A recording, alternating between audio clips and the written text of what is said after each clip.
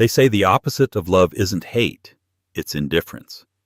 When Matthew Sterling threw the divorce papers onto the mahogany table, sneering that he had finally found a woman on his level, he expected Eliza to scream. He expected her to beg to cry, to make a scene in front of his mistress.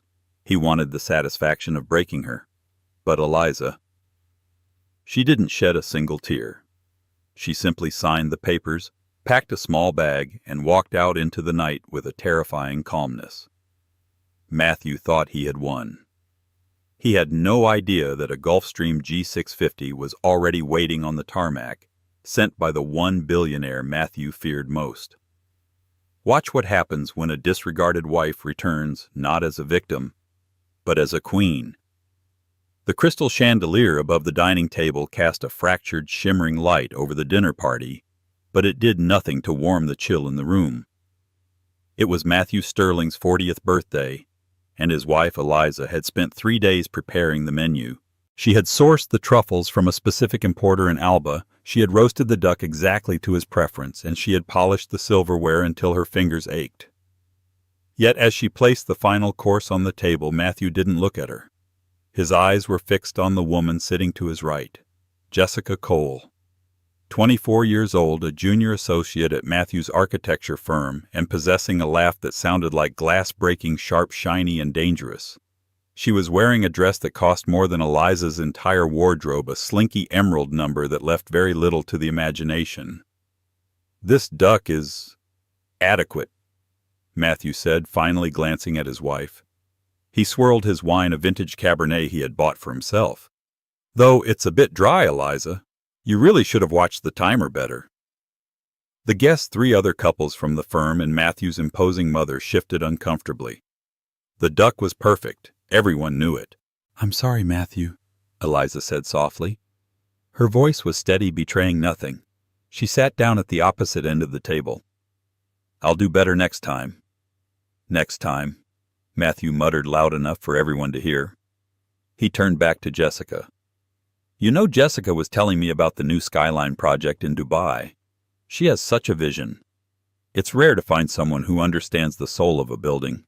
Most people," he cast a dismissive glance toward Eliza, "are just content to live inside them." Jessica giggled, placing a manicured hand on Matthew's forearm. "Oh, stop, Matthew. You're the genius. I'm just the muse." Eliza took a sip of water. She felt the familiar dull ache in her chest, the one that had been there for 5 years. When she had married Matthew, he was a struggling draftsman with big dreams and empty pockets. She had worked double shifts at a diner to pay for his master's degree. She had edited his proposals late into the night. She had been the foundation upon which he built his empire. But now that the empire was built, Matthew had decided the foundation was too plain to be seen. The dinner progressed from awkward to unbearable. Matthew made toast after toast, praising his team, praising his mother, and praising Jessica. He didn't mention Eliza once. When the guests finally filtered out, leaving the house in a heavy silence, Eliza began to clear the table. Matthew remained seated, loosening his tie. Jessica hadn't left. She was leaning against the doorframe, sipping the last of the wine, watching Eliza like a hawk watching a field mouse. "Leave the dishes, Eliza," Matthew said abruptly. Eliza paused, a stack of china in her hands. "It will only take a moment." "I said, leave them." Matthew slammed his hand on the table. The sound echoed through the high-ceilinged room. Eliza set the plates down gently. She turned to face him. "What is it, Matthew?" Matthew stood up and walked over to where his briefcase lay. He pulled out a thick manila envelope and tossed it onto the table. It slid across the polished wood and stopped inches from Eliza's hand. "I want a divorce," he said. The air left the room. Jessica smirked, taking a slow sip of her wine. "I see," Eliza said. No gasp, no tears. "Don't you want to know why?" Matthew goaded, stepping closer. He wanted a fight. He wanted to see her crumble so he could feel justified in his cruelty. "Look at you, Eliza. Look at this domesticity. I am an artist. I am a visionary. I need fire. I need passion. You're just Background noise. Jessica understands me. She challenges me.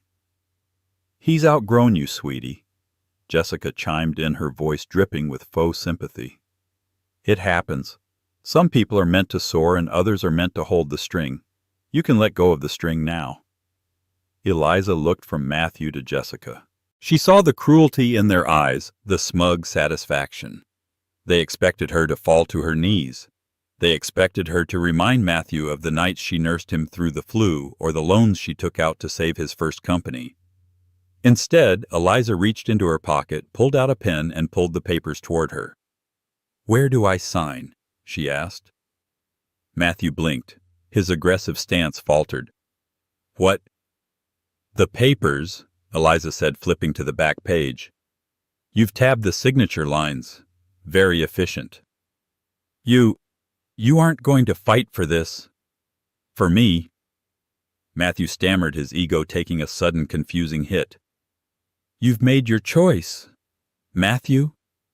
Eliza said, her pen scratching smoothly against the paper. "And frankly, I'm tired of the noise." She signed her name with a flourish, Eliza Vance, not Eliza Sterling. She reverted to her maiden name instantly. She capped the pen and placed it on the envelope. "I'll take the guest cottage key off my ring. I assume you want me out tonight." "Well, yes," Matthew said, stunned. "Jessica is moving in." "Right, of course." Eliza walked past them, heading toward the stairs. She moved with a strange grace, her head high. "You're not taking the car," Matthew called after her, trying to regain control. "The Mercedes is in my name." "I know," Eliza said without turning back. "I don't need it." "And you're not getting a dime of alimony if you leave tonight," he shouted. "I have the best lawyers in the city." Eliza stopped on the first step. She turned slowly. Her eyes were different. The dullness was gone, replaced by a cold, hard diamond light. "Keep your money, Matthew," she said quietly. "You're going to need it." 30 minutes. That was all it took for Eliza to pack 5 years of marriage into a single leather weekender bag. She took no jewelry that Matthew had bought her, mostly because he rarely bought her any, and when he did, it was cheap costume jewelry he claimed was artistic. She took her clothes, her passport, in a small velvet box hidden at the back of her underwear drawer. She changed out of her dinner dress into a pair of dark tailored trousers, a silk blouse, and a trench coat. When she came downstairs, the house was silent. She could hear giggling coming from the living room. Matthew and Jessica were already celebrating. Eliza walked out the front door and closed it softly behind her. It was raining, a cold, biting drizzle typical of late November in Seattle. She walked down the long driveway, her heels clicking on the wet pavement. She didn't look back at the sprawling modern mansion she had kept clean for half a decade. Once she reached the main road, she stopped under the glow of a street lamp. She reached into her coat pocket and pulled out a burner phone. It wasn't her regular cell. Matthew tracked that one. This was a phone she had kept charged and hidden for 3 years just in case. There was only one number saved in the contacts. She pressed dial. It rang once, twice. "Report," a deep, gravelly voice answered. "No hello, no pleasantries." "It's done, Arthur," Eliza said. "I'm out." There was a pause on the other end, followed by the sound of movement, a chair scraping a glass being set down. Location: North Seattle, the Sterling residence. I'm on the curb. Status: calm, hostile extraction not required, but I need transport. And Arthur: yes, ma'am. Tell him I'm coming home. He already knows. Arthur replied, a hint of warmth finally entering his voice. He's been tracking your vitals through the watch. He saw your heart rate spike during dinner and then flatline to total calm. He knew you made the decision before you even called. Eliza looked down at the simple black smartwatch on her wrist. Matthew had always hated it, calling it ugly and utilitarian. He never knew it was a prototype military-grade bio-tracker worth more than his car. "ETA?" Eliza asked. "Look up." Eliza tilted her head back. Through the mist and rain, she heard the rhythmic thrum of rotors. A black shape descended from the clouds, sleek and predatory. It wasn't a news chopper or a police unit. It was a Sikorsky S-76 painted in matte black with no registration numbers visible to the naked eye. The helicopter landed right in the middle of the empty suburban intersection, kicking up a spray of water. The side door slid open, and a man in a dark suit jumped out holding a large umbrella. "Mrs. Vance," the man said, bowing his head as he ran to shield her from the rain. "Mr. Thorne sends his regards." Eliza stepped into the helicopter. The interior was lined with cream leather and smelled of bergamot and aged scotch. She buckled herself in as the machine lifted off, leaving the suburban nightmare far below. She watched the lights of Matthew's house fade into the distance. He was probably popping champagne right now, thinking he had discarded a piece of trash. She pulled the small velvet box from her bag and opened it. Inside sat a ring, not a diamond, but a rare blue garnet glowing with an inner fire set in platinum. It was the ring she had taken off 5 years ago when she decided to live a normal life, to prove to herself she could be loved for who she was, not what she was. She had failed, or rather Matthew had failed. The pilot's voice came over the headset. "We are routed to Teterboro, Mrs. Vance. The jet is fueled and waiting. Flight time to Paris is 7 hours. "Paris?" Eliza asked. "Mr. Thorne is in Paris for Fashion Week. He said he's waited 5 years. He's not waiting another day." Eliza leaned back and closed her eyes. Sebastian Thorne. The name alone was enough to make stock markets tremble. A billionaire industrialist, a recluse, and the man who had once offered Eliza the world. She had walked away from him because she was young, overwhelmed by his intensity, and desperate for a simple life. She thought a simple life meant a simple man like Matthew. She had been a fool. Simplicity wasn't about poverty or anonymity, it was about honesty. Matthew was a liar. Sebastian, for all his dark power and ruthless business dealings, had never lied to her. The helicopter banked, heading toward the private airfield. Back at the house, Matthew was pouring champagne. "To freedom," he toasted, clinking his glass against Jessica's, "and to getting rid of dead weight." She was so pathetic. Jessica laughed. "Walking out in the rain. Where is she going to go? Her parents are dead. She has no money and she hasn't worked in years." "She'll come crawling back in a week," Matthew said confidently, "begging for a settlement. And when she does, I'll offer her a job as the cleaning lady." They both laughed, cruel and loud. Suddenly the house shook. The windows rattled in their frames. "What the hell was that?" Matthew asked, rushing to the window. He looked up just in time to see the dark silhouette of the helicopter banking sharply over his roof, the wash of the rotors tearing the leaves off his prize rose bushes. "Is that a military chopper?" Jessica asked, eyes wide. "No," Matthew whispered, squinting at the taillights disappearing into the clouds. "That's private. High-end." "Who do we know with a helicopter?" Jessica asked. "No one." Matthew said, a strange knot forming in his stomach. "Absolutely no one." The Gulfstream G650ER was a palace in the sky. As soon as Eliza stepped onto the tarmac at the private airfield, she was ushered up the stairs. The flight attendants, dressed in impeccable uniforms, didn't ask for her ticket. They knew her face. "Welcome back, Miss Vance," the lead stewardess said, handing her a hot towel. "It has been too long." "It has, Sarah," Eliza replied, remembering the woman's name. Eliza moved to the main cabin. It was empty save for a large bouquet of white peonies, her favorite, resting on the table. There was a note tucked inside. "My dove, the cage is open. Fly to me. S." She sat in the plush leather seat and watched the city of Seattle disappear beneath her. She felt the layers of Eliza Sterling, the submissive housewife, the cook, the cleaner, peeling away. She went to the bathroom and looked in the mirror. She looked tired. Her skin was pale. Her eyes had dark circles. Matthew had drained her. "Never again," she whispered to her reflection. She opened the amenities kit. It wasn't standard airline toiletries. It was filled with La Mer creams and Chanel cosmetics. Sebastian hadn't forgotten a single detail of her routine. 7 hours later, the jet touched down at Le Bourget Airport in Paris. It was morning in France, a crisp golden autumn day.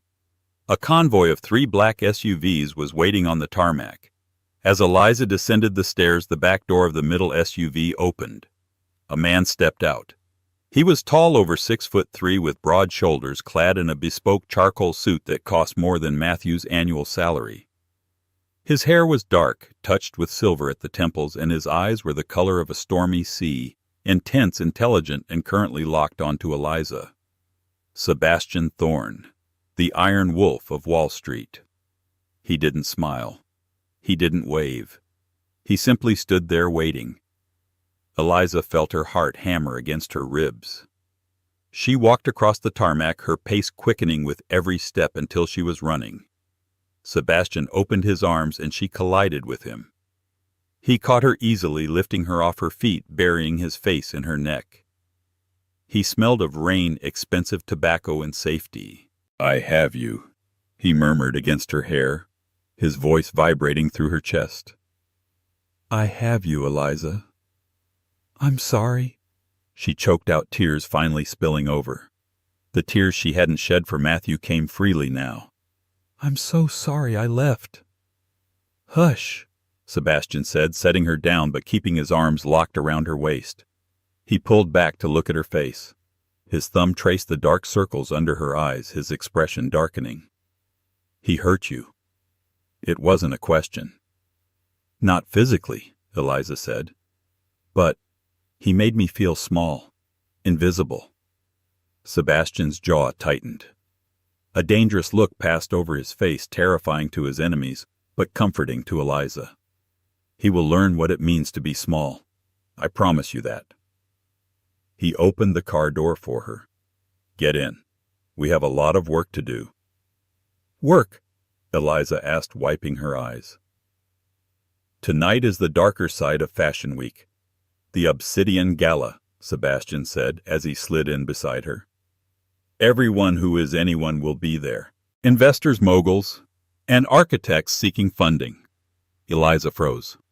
"Matthew?" "He's in Paris," Sebastian confirmed. "He flew commercial yesterday. He's been begging for a meeting with my holding company for months. He thinks he's on the verge of a breakthrough." Eliza looked down at her simple clothes. "I can't go to a gala. I have nothing to wear. I look like a wreck." Sebastian pressed a button, and the partition between them and the driver slid up. He turned to Eliza, taking her hand. "You are Eliza Vance. You were the youngest creative director at Vogue before you decided to play house. You have more style in your little finger than that man has in his entire lineage." He reached into the pocket of the seat in front of him and pulled out a tablet. "I have arranged a team. Hair makeup styling. And I called incredible favors from the archives of Versace and Dior. Tonight, Eliza, you don't just return. You ascend." Eliza took a deep breath. She thought of Matthew's sneer. She thought of Jessica's laughter. "Okay," she said, her voice strengthening. "Let's burn it down." The penthouse suite at the Hôtel de Crillon overlooked the Place de la Concorde, offering a view of Paris that was reserved for monarchs and tycoons. Inside the suite was a hive of controlled chaos. Eliza sat in a velvet chair, a glass of chilled cucumber water in her hand while a team of 3 worked on her. She felt like a masterpiece undergoing restoration, layers of grime and neglect being carefully stripped away to reveal the vibrant colors underneath. "The skin is dehydrated," the esthetician, a petite Frenchwoman named Colette, murmured disapprovingly as she applied a serum that cost more than Matthew's car payments. "Stress, sadness, it sits in the pores." "It's being washed away," Eliza said, her eyes closed. She could feel the tension leaving her muscles. For the last 5 years, her morning routine had consisted of splashing cold water on her face and tying her hair back so she could start cleaning the house before Matthew woke up. She had convinced herself that this was humility. She realized now it was humiliation. "Open, please," said Justin, the stylist Sebastian had flown in from Milan. Eliza opened her eyes. Justin held up a garment bag. He unzipped it slowly. The dress was a weapon. It was a custom-made creation by Atelier Versace. It wasn't white innocent or bridal. It was a deep liquid gunmetal gray covered in thousands of tiny Swarovski crystals that caught the light with every movement. It looked like armor forged from starlight. The neckline was a daring plunge, the back entirely open, designed to show off skin that had been hidden under aprons and oversized sweaters for too long. Sebastian chose the color, Justin said, a knowing smile on his face. He said, "You are the storm that clears the air." Eliza stood up. Her hair, which she usually kept in a messy bun, had been blown out into cascading, glossy waves that reached her mid-back. Her makeup was sharp, a smoky eye that highlighted the amber flecks in her irises, and a lip color that was the exact shade of a bruised plum. She stepped into the dress. It fit like a second skin. It held her, supported her, and forced her to stand tall. There was a knock on the heavy oak doors. The stylist stepped back, disappearing into the shadows of the room as if by magic. "Come in," Eliza said. The doors opened and Sebastian walked in. He had changed into a tuxedo that was cut so sharply it could draw blood. He stopped dead in his tracks when he saw her. For a man who controlled billions of dollars in assets, who had stared down hostile takeovers and Senate hearings without blinking, he looked utterly struck. He swallowed hard. "Eliza," he breathed. He walked toward her, not rushing, but with the gravitational pull of a planet. He stopped inches from her. He didn't touch her, not yet. He just drank her in. "Do I look okay?" Eliza asked, a ghost of her old insecurity surfacing. "Is it too much? Matthew always said I shouldn't draw attention to myself because—" "Matthew," Sebastian interrupted, his voice low and dangerous, "was terrified that if anyone else looked at you, they would realize he was holding a diamond in a handful of gravel. You were never too much, Eliza.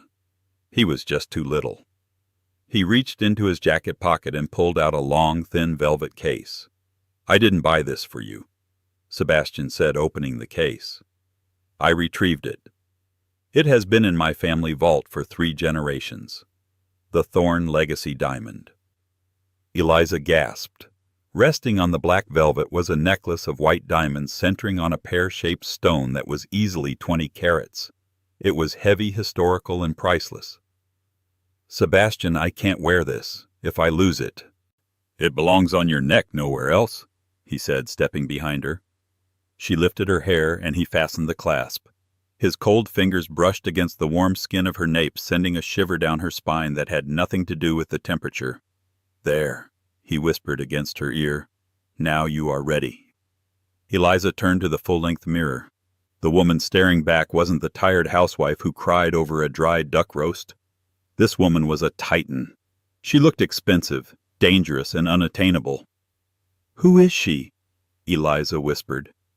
"That," Sebastian said, standing beside her, his dark suit contrasting perfectly with her shimmering gown, "is the woman who is about to bring Paris to its knees." He offered his arm. "Shall we—" Eliza took a deep breath. She thought of the guest cottage Matthew had banished her to. She thought of the cold rain. And then she looked at the diamonds around her neck and the man by her side. "Let's go," she said. The Louvre Museum had been transformed. The glass pyramid glowed from within, casting amber light onto the courtyard where a line of limousines deposited the elite of the world. The Obsidian Gala was the most exclusive event of Fashion Week, a place where business deals worth billions were whispered over glasses of champagne. Matthew Sterling adjusted his bow tie for the 10th time. It was tight. He felt out of place. He had spent a small fortune to get tickets to this event, money he had taken from the joint savings account he shared with Eliza just before asking for the divorce. He viewed it as an investment. He needed to meet Sebastian Thorn. Rumor had it that Thorn Capital was looking to invest in avant-garde architecture, and Matthew was convinced his portfolio would win the billionaire over. Beside him, Jessica was shivering. She was wearing a bright pink dress that she thought was high fashion, but amidst the sea of elegant blacks, creams, and golds, she looked like a highlighter pen. It was too short, too tight, and the sequins looked plastic under the harsh lights of the paparazzi. "My feet hurt," Jessica whined, leaning on Matthew. Why is the line so long? Tell them who you are." "Hush," Matthew hissed. "These aren't bouncers at a club, Jessica. That's the security detail for the Saudi royal family ahead of us. Just smile and look expensive." They finally made it inside. The grand hall was breathtaking, filled with sculptures and live orchestral music. Waiters with white gloves moved silently through the crowd. Matthew scanned the room desperately. "I need to find Thorne, if I can just get 5 minutes with him." "Is that him?" Jessica asked, pointing to a fat man near the buffet. "No, you idiot. Thorne is... he's a legend. Tall, dark, terrifying." They mingled, but it was painful. Matthew tried to strike up conversations with other guests, but as soon as they realized he was just a mid-level architect from Seattle with no major accolades, they politely excused themselves. The indifference was suffocating. Suddenly the music changed. The orchestra swelled. The murmuring crowd fell silent. At the top of the grand staircase, the doors opened. "Who is that?" someone whispered nearby. "Is that a movie star?"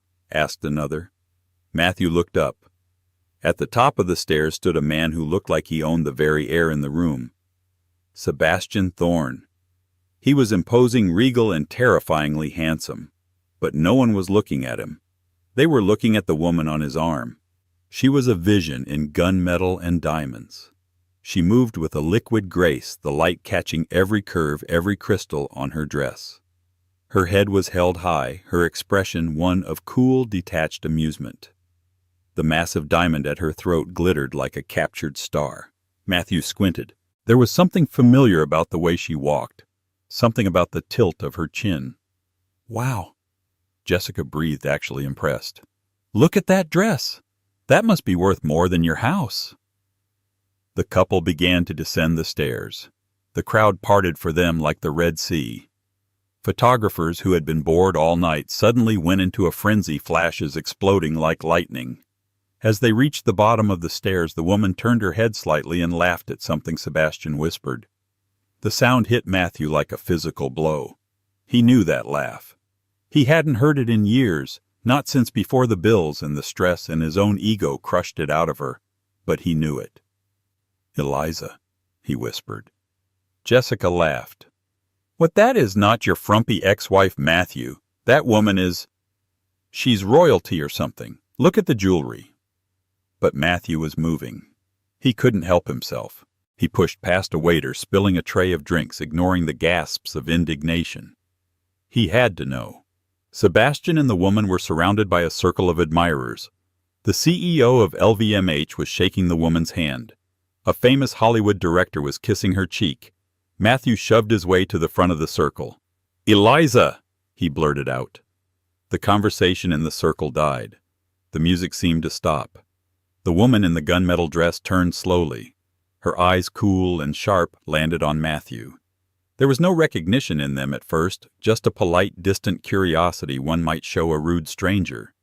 Then a small, pitying smile played on her lips. "Hello, Matthew," she said. Her voice was smooth, cultured, lacking the tremor it used to have when he yelled at her. It is you," Matthew stammered. He looked her up and down his brain, unable to reconcile the woman who scrubbed his toilets with the goddess standing before him. "What are you doing here? How did you get in?" "She is with me," a deep voice rumbled. Sebastian Thorne stepped forward, placing a possessive hand on the small of Eliza's back. He looked down at Matthew with eyes that could freeze magma. "And who are you?" Sebastian asked, though he knew exactly who Matthew was. I'm Matthew Sterling," Matthew said, his arrogance battling with his shock. He straightened his tie, trying to salvage the situation. "I'm her husband," the crowd murmured. "Ex-husband," Eliza corrected effortlessly. "As of... what was it 24 hours ago when you threw the papers at me during dinner?" She said it casually, as if recounting a boring weather report. The crowd's murmur turned into a collective gasp of judgment. Eyes turned to Matthew with disgust.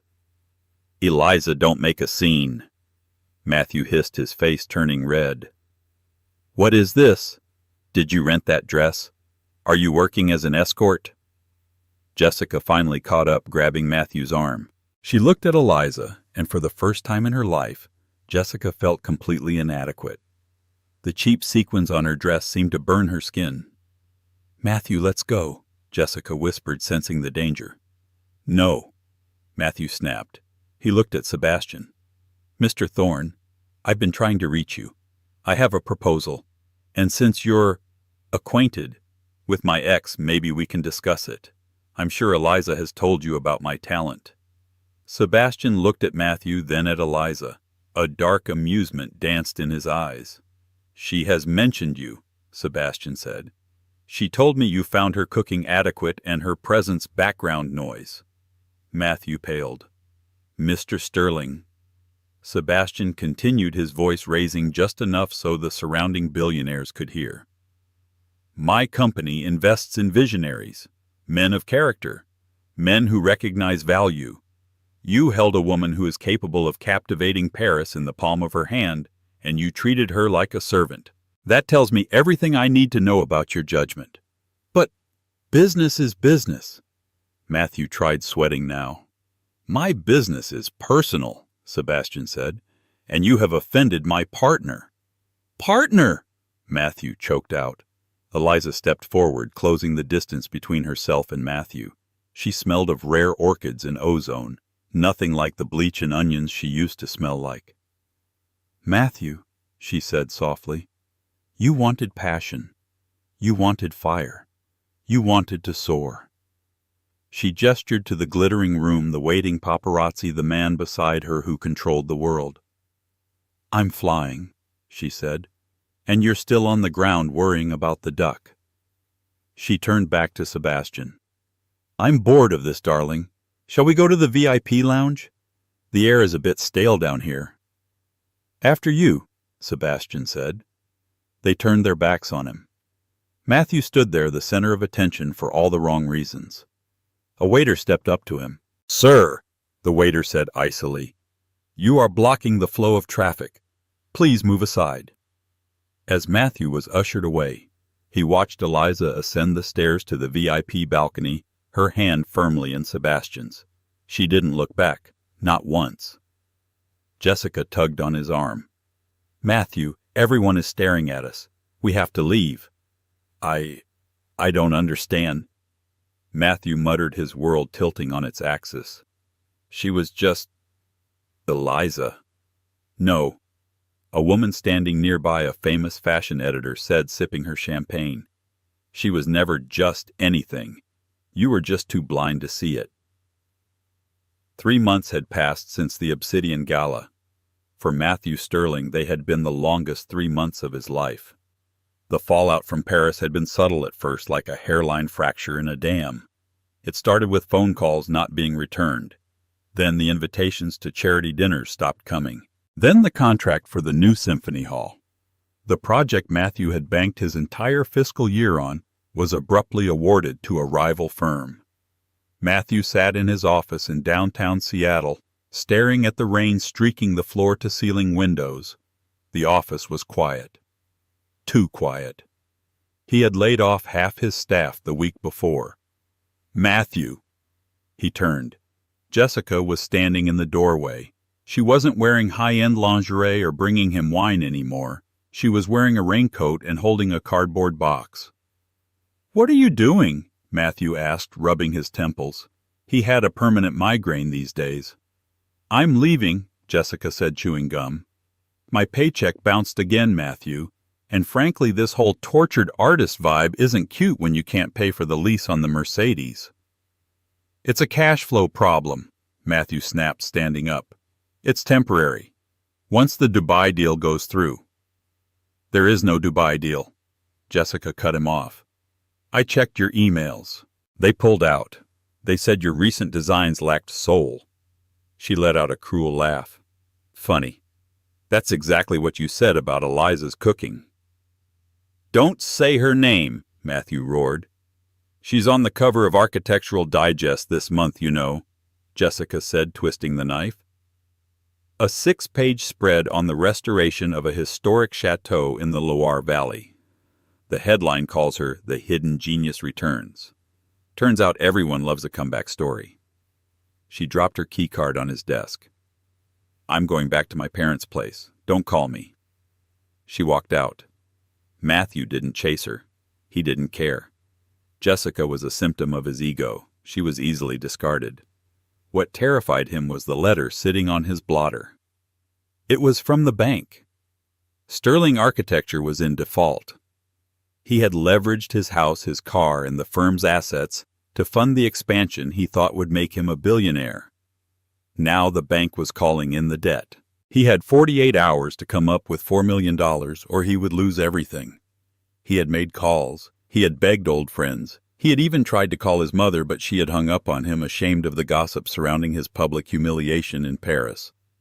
His phone buzzed. It was a private number. "This is Sterling," he answered, his voice ragged. "Mr. Sterling."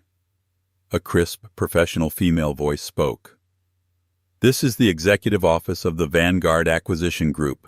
We understand you are in a distressed financial position." Matthew sat up straighter. "I am exploring options." "We are interested in acquiring your firm's assets," the woman said, "including the intellectual property in the downtown headquarters. We are prepared to offer a buyout that would clear your personal debts." Relief washed over Matthew so intensely he almost wept. Yes, I'm interested. Who is the buyer?" "The principal prefers to remain anonymous until the signing," the voice said. "If you are agreeable, a car will collect you tomorrow morning at 900 a.m. Bring the deed to the house and the corporate seal." "I'll be there," Matthew breathed. "I'll be there." He hung up and slumped back in his chair. He was saved. He would lose the company, yes, but he would walk away debt-free. He could start over. He was Matthew Sterling after all. He was the talent. He could build again. He walked over to the minibar and poured himself a whiskey. He looked at the empty spot on the wall where his diploma used to hang. He had sold the frame to a pawn shop yesterday. "I won," he whispered to the empty room, trying to convince himself. "I survived." The Cadillac Escalade that collected Matthew Sterling from his foreclosed office building was not a mere luxury vehicle. It was a fortress on wheels. The windows were tinted so dark that the world outside was reduced to a gray blur, and the doors shut with the heavy, reassuring thud of bulletproof plating. Matthew sat in the back, sinking into the cream leather seats. For the first time in 3 months, his heart rate began to slow. He adjusted his tie, catching his reflection in the darkened glass. He looked older, he admitted to himself. The stress of the bankruptcy, the humiliation of the Paris gala, and the silence of his phone had etched deep lines around his eyes. But that was all over now. Vanguard Acquisition Group. The name rolled around in his mind like a fine cognac. He didn't know who they were, likely a shell company for some foreign conglomerate looking for a foothold in American architecture, but he didn't care. They had offered a buyout, a lifeline. They were going to absorb his toxic assets, clear his debts, and if he played his cards right, keep him on as the lead architect. "They need me," Matthew whispered to the empty cabin, smoothing his suit jacket. "They're buying the brand, and I am the brand." He began to rehearse his pitch. He would be humble, but not weak. He would blame the market volatility for the firm's collapse. He would frame Jessica as a personnel error that had been rectified. He would convince this anonymous investor that Matthew Sterling was a sleeping giant ready to wake up. The car didn't head toward the financial district. Instead, it merged onto the highway heading north toward the industrial airfield. Matthew frowned slightly but quickly rationalized it. High-level billionaires often conducted business in transit or at private hangars to avoid the press. This was good. This meant serious money. 30 minutes later, the Escalade drove through a security checkpoint past a row of private jets and pulled directly into a massive, cavernous hangar. The engine cut out. The driver, a man with a neck as thick as a tree trunk, opened the door. "Inside. Keep walking until you see the table." Matthew stepped out. The hangar was vast, smelling of jet fuel and ozone. It was largely empty save for a single brightly lit area in the center. A long glass conference table had been set up there, surrounded by sleek modern chairs. A large projection screen stood behind it, displaying a rotating 3D model of a building. Matthew squinted. It was the Helix Tower, his magnum opus, the building that was supposed to put him on the map. Seeing it there glowing in high definition surged his confidence. They did admire his work. Two figures sat at the far end of the table. One was a man leaning back in the shadows, his face obscured.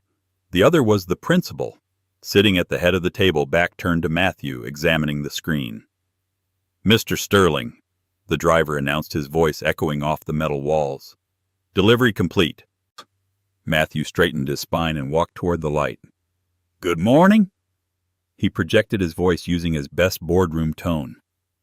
"I appreciate the swiftness of this meeting. I assume we can dispense with the pleasantries and discuss the restructuring of my firm." The figure at the head of the table didn't turn immediately. The chair swiveled slowly, agonizingly, until it faced him. Matthew stopped walking. His mouth opened, but no sound came out. It wasn't an anonymous investor. It wasn't a banker. It was Eliza. But it wasn't the Eliza he had married. That Eliza wore soft cardigans and smelled of vanilla and apologized for taking up space. That Eliza had eyes that constantly sought his approval. This woman was a stranger. She wore a white power suit cut so sharply it looked like it could draw blood. Her hair, usually loose or in a messy bun, was pulled back into a severe architectural ponytail that emphasized the sharp angles of her cheekbones. She wore thick-framed black glasses that made her look intellectual, cold, and utterly terrifying. Sitting next to her, shrouded in a dark charcoal suit and an air of menacing calm, was Sebastian Thorne. "Sit down, Matthew," Eliza said. Her voice was different too, deeper. Gone was the hesitation. This was the voice of a woman who signed checks, not one who clipped coupons. Matthew stammered, his brain misfiring. "This is a joke. Is this a joke? Did you pay the driver to bring me here to humiliate me?" "I said sit down," Eliza repeated. She didn't shout. She didn't need to. The command cracked through the air like a whip. Matthew sat. The metal chair was cold. He felt small, like a child called to the principal's office. "You can't be Vanguard," he said, trying to find his footing. "You don't have money, Eliza. I saw our bank accounts. You lived on the allowance I gave you." Eliza picked up a fountain pen, a Mont Blanc he recognized because he had always wanted one but couldn't afford it, and tapped it rhythmically against the glass table. "You saw the allowance you gave Eliza Sterling," she corrected. "You never looked past the surface, Matthew. That was always your flaw as an architect and as a husband. You care about the facade, but you ignore the foundation."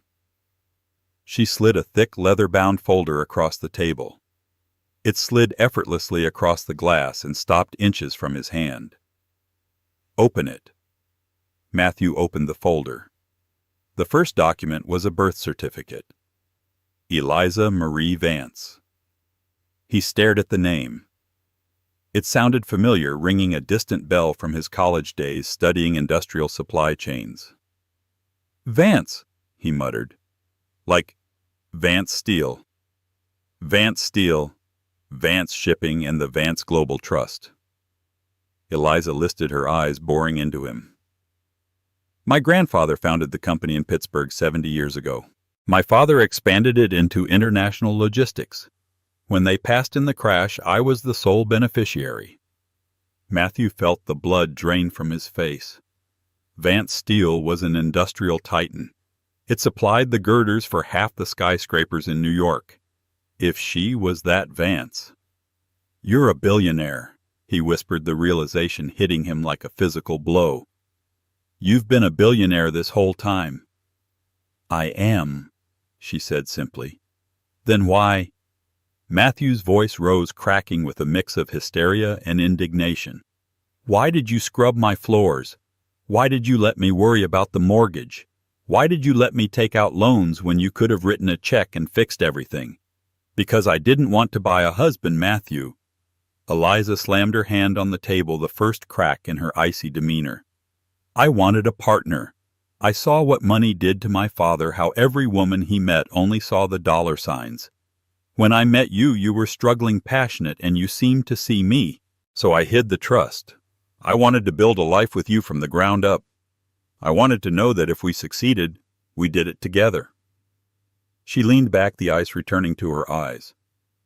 But we didn't do it together, did we? I supported you.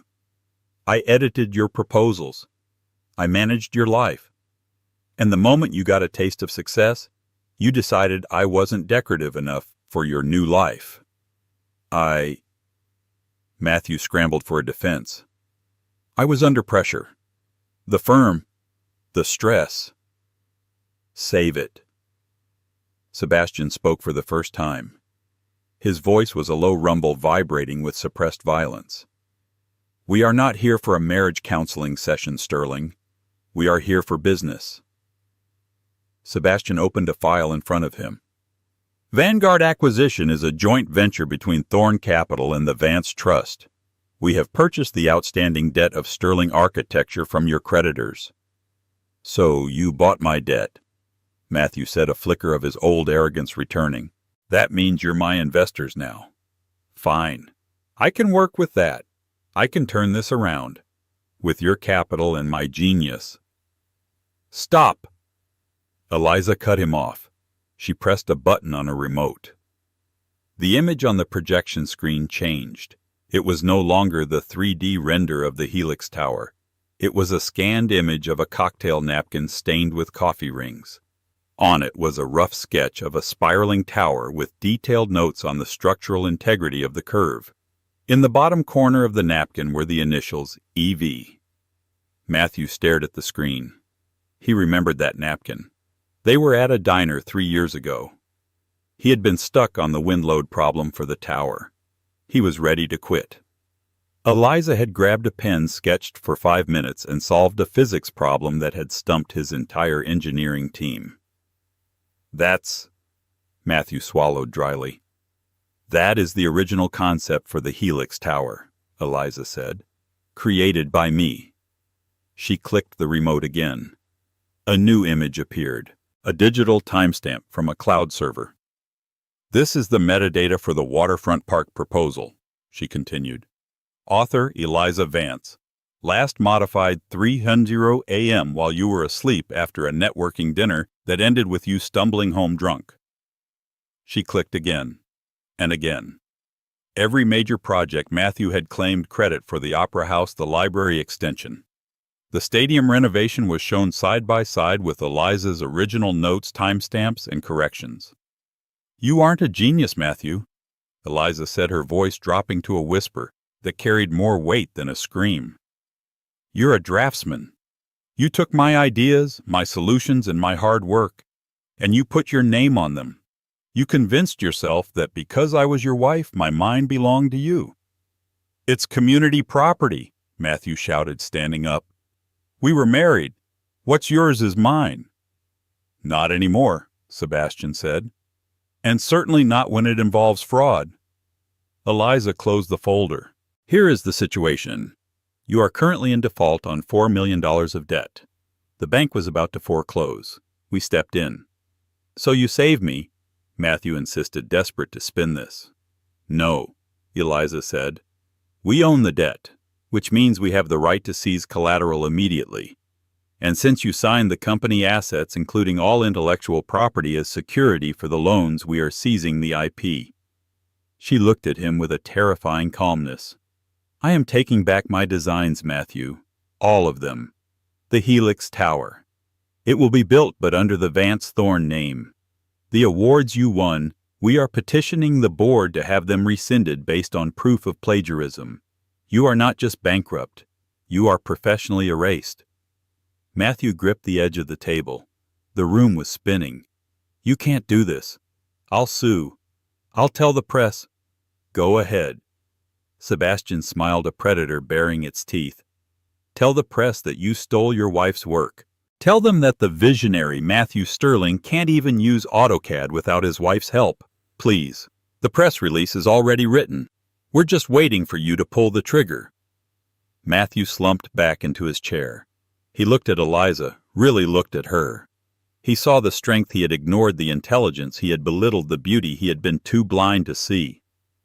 He realized with a sickening lurch of his stomach that he had held a winning lottery ticket in his hand for 5 years and had thrown it in the trash because he wanted a shinier wrapper. "What happens now?" he whispered. "Now," Eliza said, standing up. "We conclude the transaction." She reached into the pocket of her pristine white blazer and pulled out a single crisp dollar bill. She placed it on the glass table. "I am acquiring Sterling Architecture and all associated assets for its fair market value." She slid the dollar across the table. $1. Matthew stared at George Washington's face. It was the ultimate insult. It was less than the price of the coffee she used to make him every morning. "Take it," Eliza commanded. With trembling fingers, Matthew took the dollar bill. "Get out," Sebastian said. Where do I go?" Matthew asked, standing up shakily. "My house." "Is ours?" Eliza said. "The locks were changed an hour ago. Your personal belongings, clothes, toiletries, that ridiculous espresso machine you bought, have been packed into boxes and left on the curb. I suggest you get there before it starts raining harder. Cardboard gets soggy quickly." "Eliza," Matthew pleaded, his eyes filling with tears. "Please, I have nothing. No one will hire me. Jessica left me. My mother won't speak to me. You can't leave me on the street." Eliza walked around the table. She stopped inches from him. For a moment Matthew thought he saw a flicker of the old Eliza, the one who forgave everything. "I stood in the rain," Eliza said softly. "I stood in the rain with nothing but a bag of clothes because you wanted to make room for your mistress. You told me I was background noise. You told me to find my own way." She leaned in close, her scent expensive, floral, and cold, filling his senses. "I found my way, Matthew. Now go find yours." She turned her back on him. "Arthur, remove him." The large driver stepped forward, grabbing Matthew by the upper arm. It wasn't gentle. Matthew was marched toward the hangar door. "Eliza, Eliza, I love you," he shouted, his dignity completely gone. "We can fix this." The hangar doors hummed as they began to close. Matthew was shoved out onto the wet tarmac. The sky had opened up and a torrential downpour soaked him instantly.